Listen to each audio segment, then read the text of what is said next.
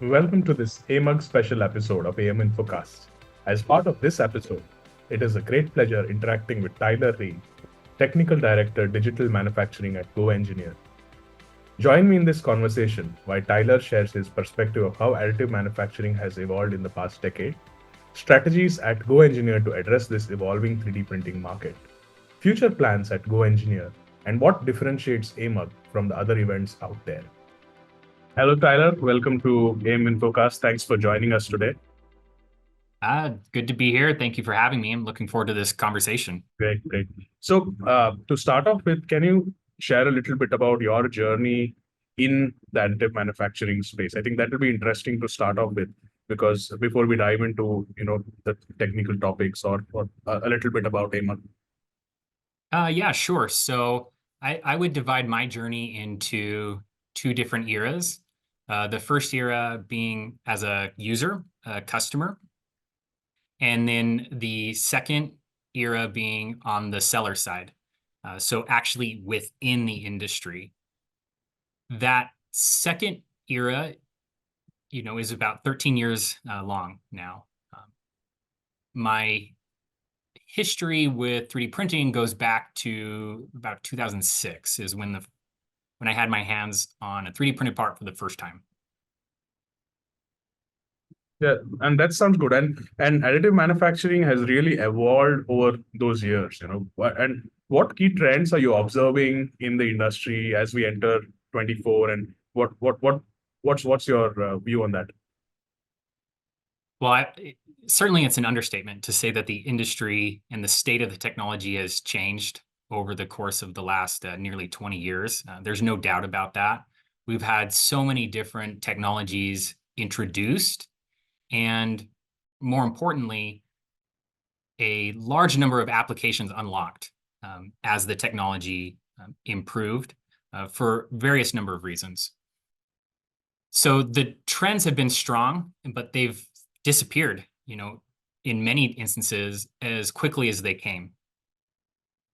For 2024, if I'm thinking about trends that may come and go or have lasting appeal, I think that the strongest trend in my mind, and one that has lasting appeal, is this trust in parts.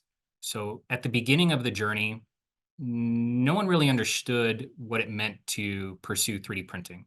No one had a clear understanding of how a 3D printed part might perform against the conventionally made parts. And it's been a long journey of experimentation on our part, on the OEM's part, on the user's part, learning about what the capabilities are and finding what the limits of those capabilities are. Those limits have been moving, and that helps build trust. But more importantly, what's funny is anecdotal evidence builds trust, I think, in many cases, in a stronger way than data builds trust. People can look at a spec sheet and see the data and perhaps make a decision as to whether or not this part can be trusted in the application that we want. But I see this time and time again. People will put more priority on seeing someone else being successful with the technology. That builds trust more than anything. And that's a cumulative paradigm. Year over year, we have more anecdotal evidence, more evidence coming from our peers that something works or something doesn't work. And we've reached a point now where the accumulation of trust has reached a point where many people default trust the parts. I'm not sure that's the majority of people yet, but that's a trend that I'm seeing accelerate. It's probably a logarithmic curve where one person's successful, they spread the word to, many multiple people, and a certain percentage of those people will try it out themselves, build trust themselves, and then spread the word again. And we've reached, I think, an inflection point where many people default trust the parts. Yeah, that's really an interesting way to put it, Tyler. And I think trust is very important. And Uh, in this evolution of additive manufacturing, AMUG holds a very special place in the global AM calendar, and it has led to a lot of exchange, knowledge exchange, idea exchange. What's your personal experience with AMUG and your expectations again for this year and going forward? Yeah, you're right. AMUG does play a unique and special role in the additive industry. And I mean, to be more specific, it aligns right with what I was just saying. AMUG is this week where people who have a lot of hands-on experience with these machines get together. And whether you want to say they commiserate around the challenges they face, or engage in collaborative problem solving, one or the other, they're really sharing these anecdotal stories of their successes and failures together in a way that is hyper condensed. You really don't see that anywhere else in the industry. My first experience with AMUG, I believe, was in 2017. So although I've been in the reseller channel since 2010, I didn't make my way to AMUG until 2017. And I've been to every gathering since then, with the exception of, I think, 1 year. It took me longer to get to AMUG than I wish it had. But once I was there the first year, I realized after 5 days of just drinking from a fire hose and having discussions late into the night with people who understood some of the challenges I had faced and appreciated the wins the same way I did, it didn't take long to realize that AMUG was something different that I wanted to be at every single year. I just wish I could have made it there sooner. Coming back to Goengineer, uh, as a leading reseller in this space of additive manufacturing and design simulation, uh, do you see any shift in how companies are leveraging additive manufacturing over these years? You've been in this industry for quite some time. Do you see a shift in how they are leveraging the technology? So there's different ways of viewing shifts, and what I see is not so much significant shifts in how the machines are being used, but a shift in how many people within each usage are actually participating. So, we all know that these machines are great at prototyping for various reasons. And there are instances where the machines are great in supplying parts for end use. That hasn't changed. What has changed is the number of people pursuing the machines and pursuing the technology in an end use capacity, the number of people pursuing them in a jigs and fixtures capacity. And really, there is a change in the number of people or a percentage of people using them for rapid prototyping. That's declining as a whole. And the number of people using these for like production support use cases, like jigs and fixtures, for example, or production itself, is increasing. I'm not seeing huge fundamental changes in how the machines are being used, but the demographics of usage have certainly changed over the years. And at Goengineer, are you changing any methods of how you address these changes in consumer behavior, or are there any changes which you see which you are kind of doing to meet these demands from the customers? Certainly, yeah. I mean, year to year, our strategy changes because we're always at the intersection between where the technology stands and what the needs of the market are. That's our perspective as a seller is significantly different than as a pure user or as a technology manufacturer. We're this go-between that tries to identify applications that actually work in an economical way.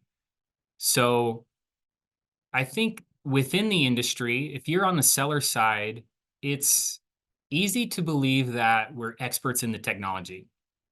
And although we hold knowledge that is far above average, I wouldn't actually say that's where our expertise lies.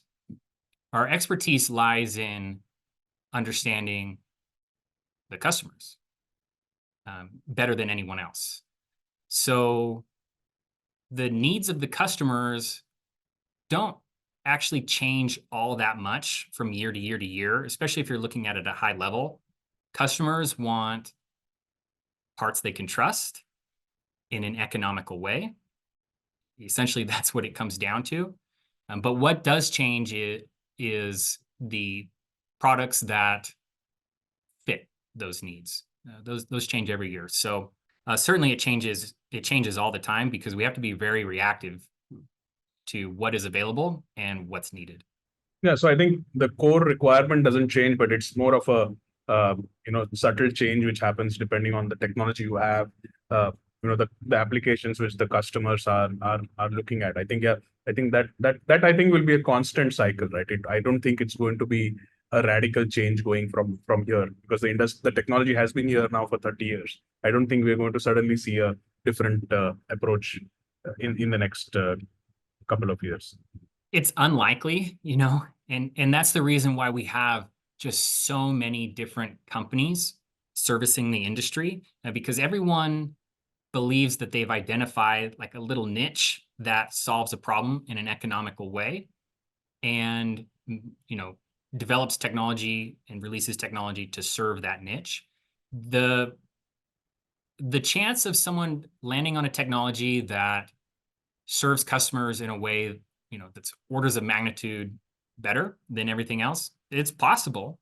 And if and when that happens, I think you would see a massive surge in the adoption of whatever that technology is.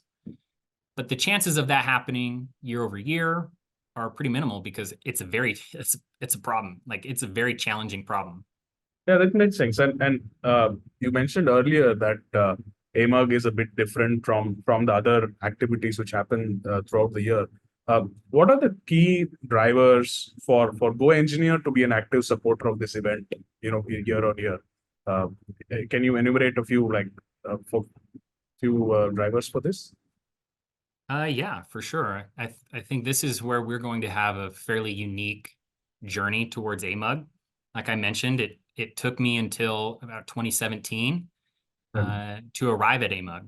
And the challenge there was not that I didn't meet the requirements. I was a user of the technology. I used several different technologies on a daily basis. My entire career was focused on 3D printing technology. But AMUG, in the way it's set up, is so much different than every other trade show. It was more difficult to justify appearing there than any other traditional trade show, because the ROI was not as clear as a trade show that maybe had a stronger focus on the expo, for example.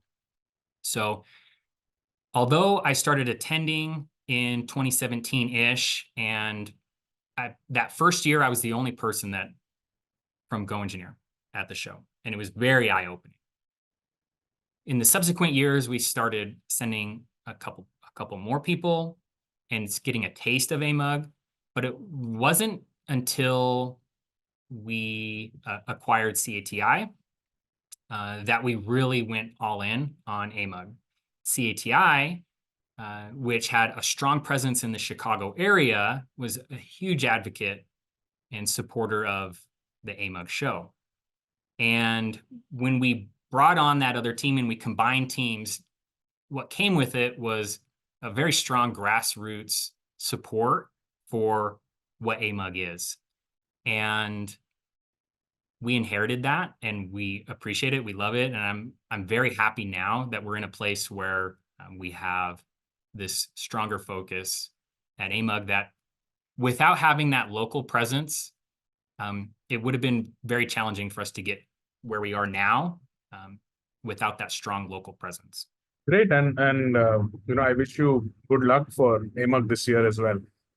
And thanks, Tyler, for joining us on this episode and sharing your insights into the additive manufacturing engineering industry and how Goengineer is looking at it. So thanks a lot, and see you at AMUG. I'll see you. I'm looking forward to it. Thank you. Thank you.